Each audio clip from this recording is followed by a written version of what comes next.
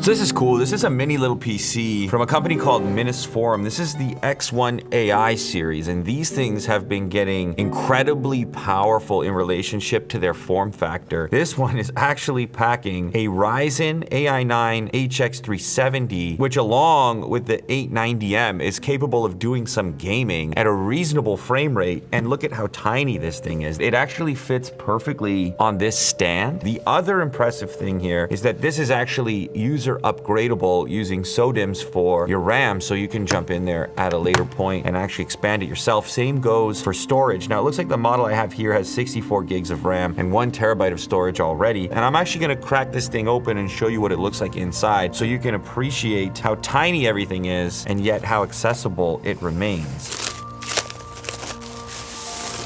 So look at that nice little mini PC with a built-in power supply. So you don't even need an external power supply, just a power cable into the back of it. It's got a fingerprint reader on it as well, so you can unlock it quickly. And you can either have it in this orientation flat on the table, or it comes with this stand right here, so you can use it in a vertical orientation, which actually looks pretty cool as well. Nice and stable inside of the stand. You can have it next to your monitor, and it takes up actually a lot less desktop space. And then the other piece that I would mention, that this thing is VESA mountable. So if you want to go ahead and throw this on the back of a monitor directly, it comes with the mounting hardware. This is not something you need to buy separately. So now you have like an all-in-one clean setup. You could deploy a bunch of these, come up with some sort of monitor slash mini PC combination that you want to have, or you can just leave it on the vertical stand and you just have a really portable system that you can move around from monitor to monitor, and it doesn't take up very much desk space, doesn't create a lot of heat, doesn't get very noisy. There are many advantages to these type of systems. So the other things in the box: full-size HDMI cable. I've also got your power cable, and that's pretty much it. So let's quickly go ahead and pop the bottom off, because like I said, user accessible, user replaceable. So what you're looking at here is obviously some fans and also your power supply. A few more screws to remove in order to access the RAM area and SSD area.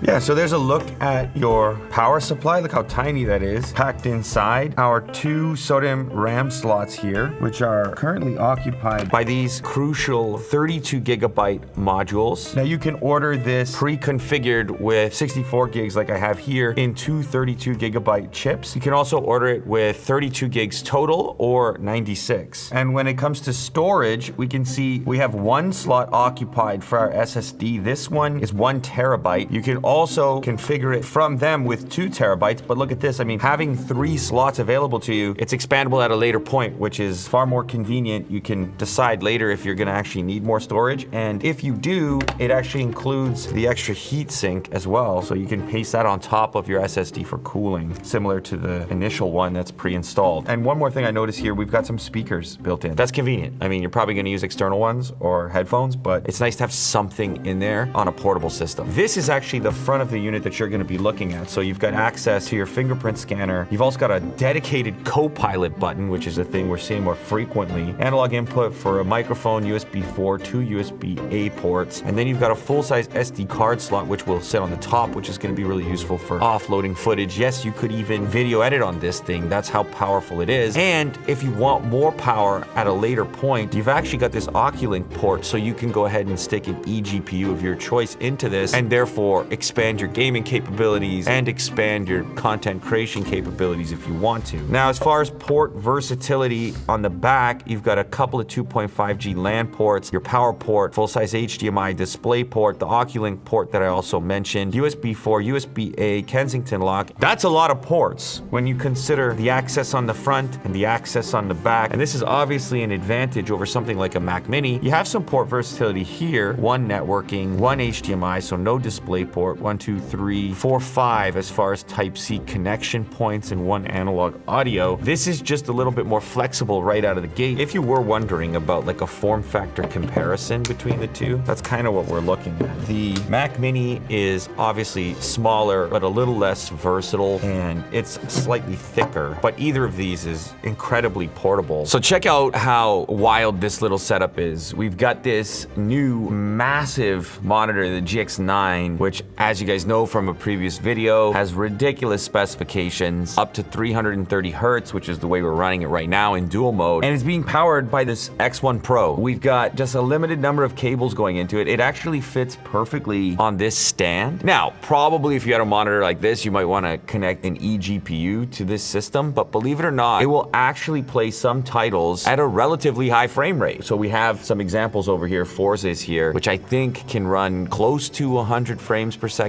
maybe like 90. Yeah, listen, this is playable for sure. Now, this game is highly optimized for these GPUs. It makes it that much more efficient. It's kind of crazy on something this small that we're playing a title like this. And I'm gonna go off-road now for a moment. Oh yeah, check it out. 90 FPS, high 80s, 90 again, 105, yeah. Look how convenient a setup like this can be without even needing to use the vertical stand or the VESA mount, because this thing is so small that it actually fits on the footprint of a large display like this one. We've got frequent access there for our USBs and our audio, and even if we want to use that dedicated co-pilot button, of course you've got your fingerprint scanner accessible as well in a really obvious and convenient location. But like, there's just so many options, so much more versatility with a tiny little system, obviously, than there is with a huge one. Okay, so let's try something else here. You know what? I mean, you could find a balance to it. You could definitely figure out your settings to be at like 60 frames. Still pretty good. Like, here we are playing on that little mini PC right now. We're playing games. And besides, like, if you want to upgrade at a later point or whatever and add an eGPU, like I said, it's totally doable. But I think the point of this is just basically to illustrate like the potential. And if you're using this for productivity or you're looking to deploy a bunch of these things, it gives you an idea of how far we've come with these mini systems and integrate graphics and all that stuff. All right, now Mo also claims that we can play Black Myth Wukong on here. It's funny because it's not a gaming PC. Really, the point is just to show that, like, oh, look, it's powerful enough to do that, because that's the test you would throw at it. But like, it's a mini productivity PC. That's like the target market. Yeah, man. I mean, I can tell it's not on like Ultra or anything like that, but that's pretty cool. Woo. Now look, we got super resolution, frame generation. There's all these advanced techniques to get the most out of it, but still. Ooh. Oh, there he is. Look at this guy. What are we gonna do, bro? What are we gonna do? Oh! Damn. He got the first hit on me. Oh! Well, I don't think we can take too many of those. Woo!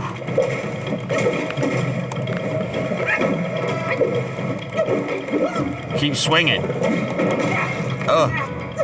Death. I need some special moves here.